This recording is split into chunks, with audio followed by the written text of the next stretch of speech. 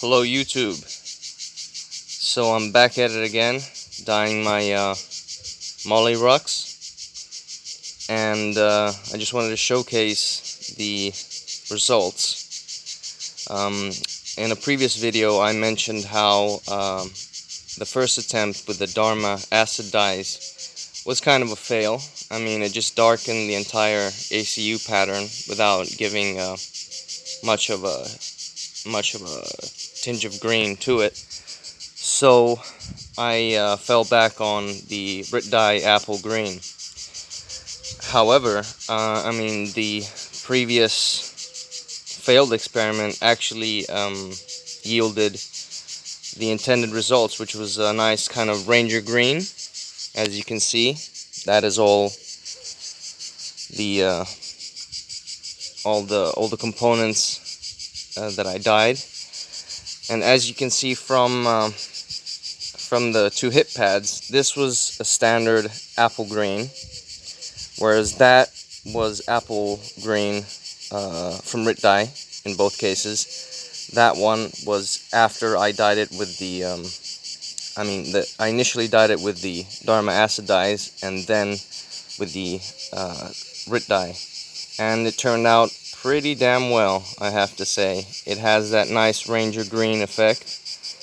And yeah, as you can see the difference. I was planning on doing the other ruck solely with the camel Rit dye, but it didn't really dye the webbing, and the overall pattern just didn't really get that shade of yellowish, greenish that I was hoping to achieve. So basically, I simply dyed the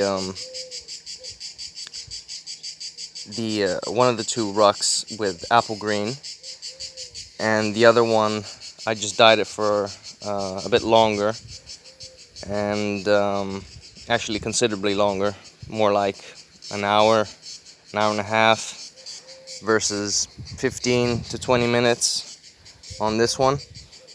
And as you can see, the effect is really nice. I mean, this is I don't know if you can tell on camera, but this is the difference. You might be able to tell more from a distance. And another thing that I wanted to showcase, these are the intersections from the NBC carriers. And if you can tell, I mean, this is apple green, however it has a distinct yellow tinge to it. And one thing to note, this is the inside of the fabric. Look at the outside. Absolutely nothing, you know, completely didn't take not even a little bit of the dye. And so I'm actually